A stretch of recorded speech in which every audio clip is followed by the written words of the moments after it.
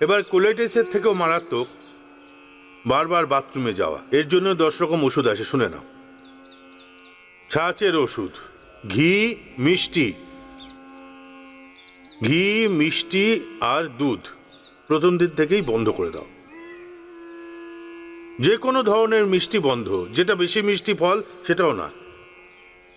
এর জন্য সব থেকে ভালো ফল হলো বেদানা, বেল, পাকা কলা, একদম নরম। আজকাল বাজারে যেসব কলা পাওয়া যায় অনেক মশলা দিয়ে পাকানো হয়, কি করব? ওগুলো সব মশলা দিয়ে কি সব কেমিক্যাল দিয়ে ভরে রাখে ড্রামের ভেতর, ওর মধ্যে পুরো কলার কাঁদিটা ঢুকে যায়, পুরো ঢুকিয়ে দেয়, তারপর ওটাকে গুদাম ঘরে রাখে। এটা খুবই মারাত্মক। আর আমাদের শরীর খুবই সেন্সিটিভ, তাই জানতে পেরে যায়। আমাদের একজন মঞ্জুনাথ আছে, সে কলা বেচে, আমার জন্য কর্ণাটক থেকে কখনো কখনো মাসে 2 মাসে একবার আনে, আমি সেটা খেয়ে নিই। আমার কিচ্ছু হয় না, কিন্তু এমনি কলা খেলে আমার সত্যি অ্যাসিডিটি হয়ে যায়।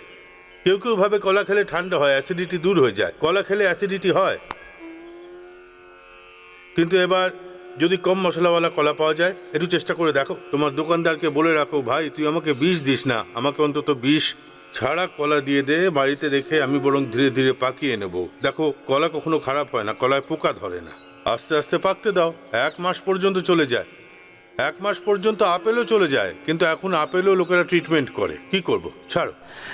সেদ্ধ করা আপেল, পাকা কলা, বেদানা, বেল, এসব গুল এই ছাঁচের সঙ্গে দইয়ের সাথে, আর তক্রকল্প। যখনই খিদে পাবে সকাল রাত পর্যন্ত।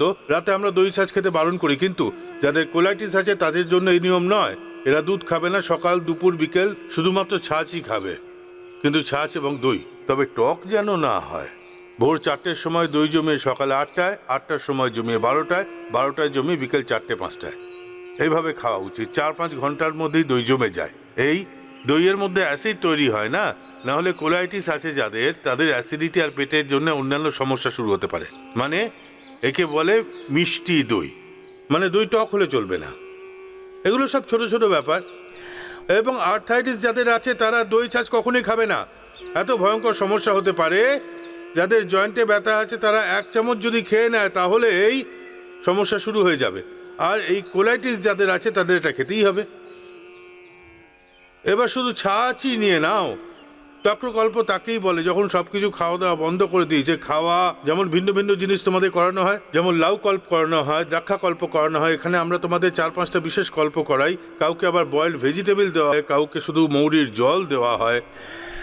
তো এই কোলাইটিস যাদের আছে, এটা হচ্ছে রামবাণ হলো ছাঁচ আর দই। যেটা সহজে পাবে সেটা খেয়ে নাও।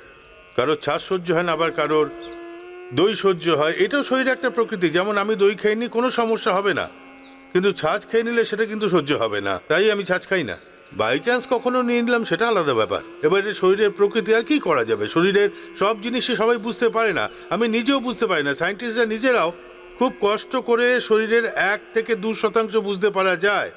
বডি নিজের মধ্যেই একটা বিহেভিয়ার তৈরি করে, আর এটা একটা মানে আলাদা আলাদা ধরনেরই শরীরের চক্র হয়, সৃষ্টি চক্র। এটা একটা আলাদাই ব্যাপার। এটা কিভাবে চলছে কে কি করে জানবে? অল্প বিস্তর জানা আছে। যার দই সহ্য হয় দই, যার ছাঁচ সহ্য হয় ছাঁচ।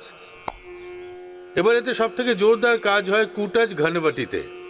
আগে 2টো ট্যাবলেট খাওয়ানো তো বলে স্বামীজি, লাভ হয় না। আমি 4টে করে ট্যাবলেট খাওয়ানো শুরু করে দিলাম। আমি আমার বৈদ্যদের বোঝাতে শুরু করে, আরে ভাই, সকাল থেকে বিকেল পর্যন্ত যখন ওর শান্তি হচ্ছে না, 2টো খেলে কি করে হবে? ওকে 4টে করে খাওয়াও, কি সমস্যা আছে?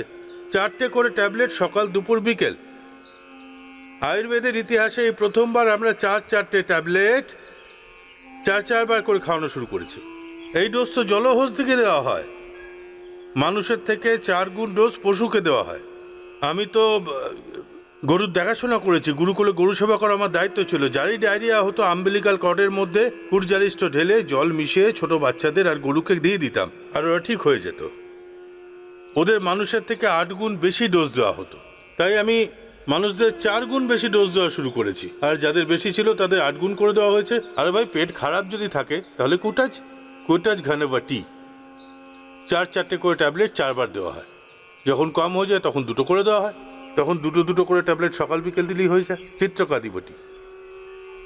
তো কেউ কেউ তো শুধু খেয়েই যায়। আয়ুর্বেদে লেখা আছে কুটাজ ঘনবটি খাওয়ার পর। আরে ভাই, আরে যা খাওয়ার পরে বেচারাকে তখনই যেতে হবে, তাহলে ওকে খালি পেট দিয়ে দে না, সমস্যা কিসের? তাহলে খালি পেট খাইয়ে দে কুটাজ ঘনবটি। হ্যাঁ, তারপর আবার আলাদা আলাদা এক ধরনের পাউডার দেওয়া হয়, বিলবাদি চূর্ণ, গঙ্গাধর চূর্ণ, শঙ্খ কপারদাক, মুক্তা শুদ্ধি আর মতি পিষ্টি।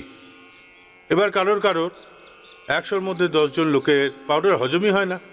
তা বলি, আরে বাবা অল্প অল্প করে খেয়ে নাও, বেশি খেও না, 2 গ্রাম করে খেয়ে নাও, এটা কিন্তু খুব ভালো। বিলবাদি গঙ্গাধর 50-50 গ্রাম,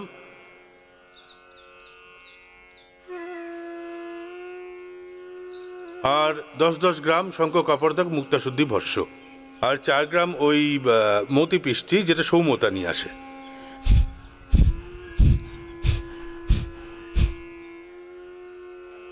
এবার যাদের কনস্টিপেশন আছে, কপালভাতি জোর জোর করতে হবে, একদম রিল্যাক্স হয়ে করবে। আমার অন্ত্র শক্ত হচ্ছে, আমার অন্ত্র মজবুত হচ্ছে, ক্রিয়াশীল হচ্ছে একদম। আর যাদের কোলাইটিস আছে তারা আস্তে আস্তে করবে, আস্তে আস্তে করলে অন্ত্র শক্তিশালী হবে। যাদের কোলাইটিস আছে, হার্নিয়া আছে, আস্তে আস্তে করবে।